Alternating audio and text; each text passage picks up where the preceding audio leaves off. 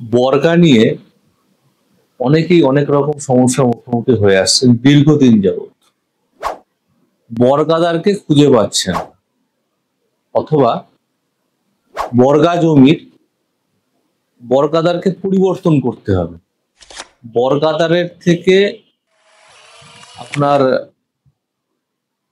নিজস্ব যে ব্যক্তিগত ডকুমেন্ট গুলো থাকবে এবং বর্গার যে ব্যক্তিগত ডকুমেন্ট গুলো থাকবে সেগুলো সঙ্গে করে নিয়ে আপনাকে যেতে হবে এসডিএলআরও এবং ডিএলআরও।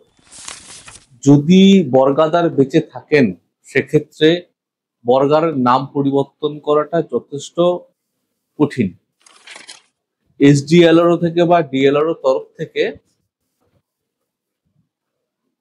ছাড়পত্র যেটি পাবেন সেখানে তার উপর ভিত্তি করে নামটা পরিবর্তন করা সম্ভব। হ্যাঁ, সময় লাগবে অনেক। এটা হতে পারে 1 বছর, হতে পারে 2 বছর, 3 বছর, 4 বছর, 5 বছর লাগতে পারে। 1 থেকে 5 বছর কম বেশি সাধারণত লাগে বর্গার নাম পরিবর্তন।